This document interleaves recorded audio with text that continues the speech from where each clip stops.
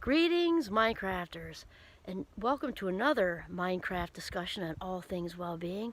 My name is Kimberly Quinn, and it is my pleasure, absolutely my pleasure today, because I am enjoying doing these videos immensely. It's just so much fun. I'm having such a blast. It's my pleasure to get right down into it as far as becoming the boss of your brain. That is the foundation of Minecraft. And today, we're actually going to acknowledge what a bluebird it is. It's so gorgeous. There goes little Caesar. He's a very odd little goat. But okay, so the hunting season hat, you noticed that. I know it's rather subtle. Well, anyway, I thought it was over. Well, rifle season's over. But little Giovanni and I were out in the woods earlier. I saw the most ginormous bear print I've ever seen in my life, like even at a zoo. Wow, I took pictures of it, but I don't know how to do that on the video, so you just have to believe me. It was bigger than, like it was like one of my feet and like another half a foot, like, and then just a huge, big mama. So anyway, I saw a couple of hunters up there, a couple of trucks and one actual hunter, and he says, no, it's muzzle loading season and people have doe permits, and he was super nice. So yeah, hence the notice me hat, because I don't want to get, shot and go to my great reward, as my grandmother would say. I mean, eventually, just not today, hopefully. Okay, so today we're going to talk about mindful versus mindless giving. Now, of course, 12 months a year, 365 days plus leap year, it's a good idea to give of ourselves, obviously. And we've been talking about with this little theme we have going with the holiday season. And, we've been talking about a lot of the hard stuff because it's just the truth. The hard stuff is obviously there the other 11 months. It's just sort of like the blanket is yanked off during the holidays, I think.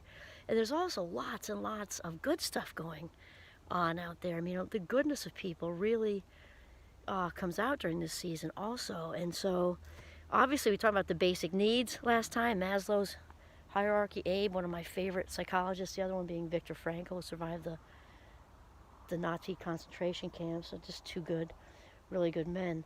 So the scarcity thing, but so that also is like the flip side of that is, to really kind of focus ourselves on generosity. And I'm not trying to be preachy, because I'm not even into that. I don't even like people like that. You know what I mean? It's just like, even psychologically speaking, and very Gandhi, we talked about that, and very paraphrased. Gandhi said, if you're feeling blue or even not, get out and do something for somebody, because there's actually a dopamine fix when we do nice things for people. It's probably, the source, higher power, universe's way of keeping us, doing good, nice things for people. But here's the thing. Giving is good all the way around. Obviously, people, especially that are not having their basic needs met, to give cash. I mean, totally encourage that. And that said, the effort thing is also huge, because though it's absolutely necessary, I don't want to send the wrong message here. It's obviously a very good thing to give money, write checks and stuff. And it does take much more, though, usually, I'm going to say usually, you would actually put in effort, which is just such a biggie. And we also talked about the loneliness epidemic in the United States and also world, right? And so much so that the United States has bumped loneliness up along with smoking and obesity as the #1 cause of death in the United States. Think about that. And just a few years back, the Prime Minister of England actually created a position, the Minister for Loneliness, I think it was of Loneliness, the Minister of Loneliness, because they had such a gigantic problem. They actually created a position in the government to try to get a grip on it. I mean, it's just so huge. And, I was also very, I don't know what I was. I would say not really surprised, or just sort of authentically happy with the honesty, because I had a couple of students this week talking about being lonely, and there were two students that you wouldn't ever guess that of. They were, they're very, very outgoing, happy-go-lucky, seemingly on the outside. We never know what's going on the inside, right? And they both talked about it, and they said, you know what, I think sometimes when you're outgoing, people assume that you're not lonely. Like, you've got all these people. She's like, they were both saying this, like a similar thing. But, we know lots of people, but when you know lots of people, they don't know you necessarily. So it's just really interesting spin. So I just wanted to put that out there. So the mindful versus mindless giving, this is very important. So giving is good in general, right? But here's the thing now. Preferably, it's mindful, and you know if you're giving mindfully or mindlessly by how you feel, because mindful giving gives us a total authentic lift, an authentic lift when we're giving of ourselves in a genuine way, volunteering, just a food shelf or sitting with somebody, visiting people who are lonely. Doesn't mean it has to be people you don't know. Plenty of family members that might need, to go out for lunch or go for a walk in the woods or, whatever. But it actually takes time, it takes time because our life minutes, we tend to be often, sometimes, or fill in the blank with that one, depends on the person. We can tend to be stingier with our life minutes even when it's important than we are with cash, because cash can also be easier. Again, I'm not saying don't do that because it's important. It's just important to really give of ourselves, I guess is what I'm saying. So the mindless thing, here's the thing, here's the trickerino here, because mindless giving is very codependent. And so those engaging in it are going to feel drained and often resentful because it builds, and they often don't realize they're doing it. But once you become aware of the difference, you really just know based on how you feel. So especially at this time of year, it can be even more difficult to say no and set appropriate boundaries. So it's where you bake the cookies for this thing, we bake the brownies for that thing, we do this for that, and we yes, yes, yes, yes, yes. And we take on too much because we think there's some kind of honor in running ourselves into the ground, and there isn't. It's just a lack of self-value. I mean, I'm also not saying don't go out of our way for people, because it's very important to go out of our way for people. Looking at balance, because, and I've experienced this myself back in the day, just yes, yes, yes, yes. And then you're completely exhausted, snapping at, a partner or a friend, and you maybe end up with the flu. That's not mindful giving. It's not authentic. Not at all.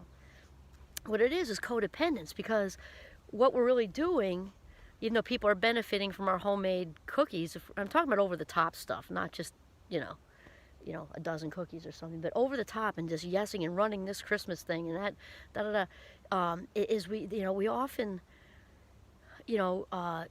just build. What we're looking for is appreciation and kudos, and that's all the ego. The ego is looking for, look what I did for everybody. Look, I did this, I did that. I ran the Christmas pageant. I baked 4,000 cookies for this group and 5,000 cookies for that group, and did this, that, and the other thing.